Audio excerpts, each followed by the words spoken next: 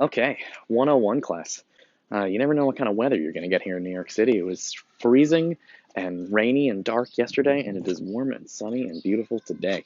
So I have returned to finish up class. We're wrapping up now. I know I was supposed to give you 6 videos last time. I only gave you 5, because it just seemed weird to like have 5 videos and then one more starting a different philosopher. So I thought I would start the philosopher in this the next guy, the last guy.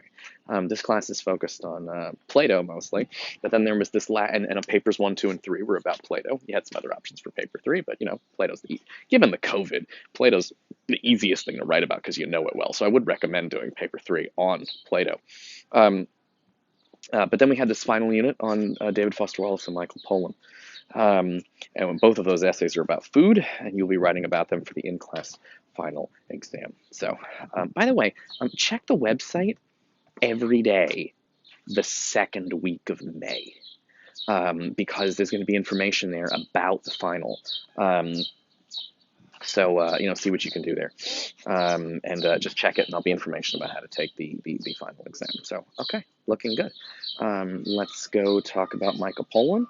This is the last. Michael Pollan. The essay is 4 pages long, and it is the final 4 pages you will really have to study this semester. You've already got David Foster Wallace in hand, and so now we're heading on to Michael Pollan, and we're just about wrapped on all this stuff. So let's dive into Michael Pollan and take notes. I really recommend you take notes in this stuff because you can have your notes out while you're writing your paper 4, which is going to be you're going to have to go on Blackboard to take paper 4, and there's going to be like a window of time where you have to do it and turn it in and all of this stuff. So we'll talk more about that when it gets closer. But for now, just take notes on these things. Take notes on David Foster Wallace. Take notes on the Michael Pollan. Okay, looking good. All right, let's take a look. So, Michael Pollan wrote an essay called "The Omnivores." This is the Omnivore's Dilemma. It's actually from 2 different essays. One is called "The Anxiety of Eating," and one is called "The Ethics of Eating Animals" by Michael Pollan. Omnivore is a word that you might need to find for you. Omni means many, or all. Omniscient. God is often described as omniscient. That means he knows all. God is often described as omnipotent. That means he has all the powers.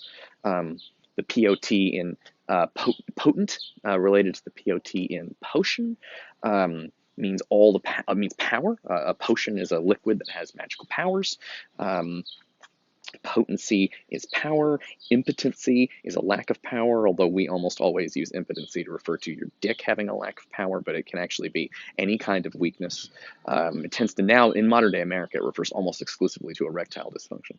And omni means all, so omniscient means God is all-knowing. Omnipotent means God is all-powerful. This essay is called the Omnivore's Dilemma. Omnivore means eat everything. Voracious is when you are very hungry. Omnivore is eat anything. Now, obviously, he doesn't mean rocks, but Omnivore's Dilemma, as a vegetarian only eats plants. A carnivore only eats meat. An omnivore eats both plants and meat and eggs and all kinds of things. Has a wide variety of food. So human beings are generally described as omnivores because we can eat anything, any kind. We can eat plants and animals. Whereas there's a lot of animals that can't eat meat or don't do well with plants. I feel like there's no way for. Boy, I'm not sure if I'm saying this correctly. I feel like it's possible cats cannot be vegetarian. I should ask Julie Cassidy if that's true. But I feel like cats can't be vegetarian. I'll find out about that. I think cats have to eat meat. But now that I'm thinking about why do I think that's true, because I read it in a fucking comic book, and that might not be the most accurate place to get information from. But I did read it in the comic book. A comic book that was about animal rights, by the way, called Animal Man. It's quite good. Actually, I don't necessarily recommend it, but it was an interesting comic in the early 90s. The Omnivore's Dilemma. This is the dilemma, and a dilemma is like a problem, like a puzzle or a difficulty. Dilemma often suggests that there's 2 options and they're both bad. if you have to make a tough choice between two things and you don't really like either of the things, you're in a dilemma. So the omnivore's dilemma. Another was sort of Michael Pollan wrote an essay called The Omnivore's Dilemma. The title, in other words, means the problem facing the person who eats plants and animals, right? It's like, there's a puzzle of difficulty.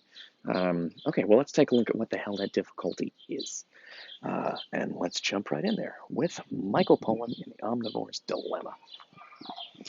One way to think about America's national eating disorder is as the return, with an almost atavistic vengeance, of the omnivore's dilemma.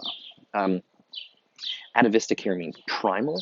Vengeance is revenge of the omnivore's dilemma. So he says America has a problem with eating. They have a problem with food. But it's actually, as we talked about with Plato, a lot of modern day problems, people are like, oh no, we got this new problem. How are we going to solve it? A lot of what we think of as problems are actually old problems. And so he says at the first sentence of this that one way to think about America's national eating disorder, meaning the problem with the way they eat food, is the return with an almost atavistic vengeance of the omnivore's dilemma, meaning this problem that America is facing is actually an older, primal problem from centuries ago, and he is going to get into it. So we got a couple vocabulary words here: omnivore, dilemma. We've got atavistic, which I'm pretty sure means ancient. Vengeance, which is like revenge. So we've got quite a few words here, and we've got another one right at the beginning of the next sentence, which begins, the cornucopia of the American supermarket has thrown us back on a bewildering food landscape, where we once again have to worry that some of those tasty-looking morsels might kill us. So cornucopia means plenty, means like a lot of something, but it almost always refers to food. A cornucopia, if you know your imagery of Thanksgiving, the cornucopia is like that horn that you'll sometimes see that's filled with fruits and vegetables kind of bursting out of it. Cornucopia really just means it means plenty, but it's almost always used to mean plenty of food, like different types of food. So he describes the supermarket as being a cornucopia because it is filled with different types of food. So he says here that the cornucopia of the American supermarket has thrown us back on a bewildering is confusing, has thrown us back on a bewildering food landscape where we once again have to worry that some of those tasty-looking morsels might kill us.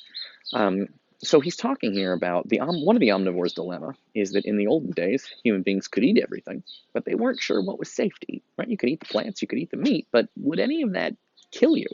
For example, right, you could kill a cow and eat it, but if you don't cook shrimp right, you will get terrible food poisoning, right? You can eat berries, but some of those berries will fuck you up. And so this is the omnivore's dilemma. When you eat everything, how do you know what's safe to eat? Okay, cool. So what he says, so he says that this is an old problem from like caveman days, but Michael Pollan says it's also the problem we have now, which is when you go to the supermarket to buy food, is it really good for you? Is it really healthy? Is it really safe? Is it really ethical? And so he says that again, just like we did with Socrates, a lot of modern day problems are actually older problems in a new outfit. And here, Michael Pollan thinks that the modern day problem of when you go to a supermarket, is the food, maybe it looks good for you, but is it good for you? What is it doing to your body? And is it ethical to eat? Is the modern day version of the caveman problem, which is this food safe to eat? Like, I know I can put it in my mouth and chew it up, but will it poison me? And that's a question you might ask about, say, McDonald's or Taco Bell. One time I ate there was a Taco Bell on Chamber Street, and I ate there, and I got food poisoning, and the food poisoning was so bad, I threw up so hard that the whites of my eyeballs turned blood red. I looked like a demon for like a month. It was actually kind of cool. All right, so this is what Michael Pollan is interested in. In the old days, it was hard to know what was safe to eat. And he says, boy, that's kind of true today when you go into a supermarket. Is it safe to eat? Is it ethical to eat? Is it the right thing to do to eat different kinds of foods? Or should we be more careful about what we select, just like in the caveman days? People had to be careful what they put in their mouths or they would get food poisoning and die. All right, I'll see you in the next video. I'm going to get some sunglasses.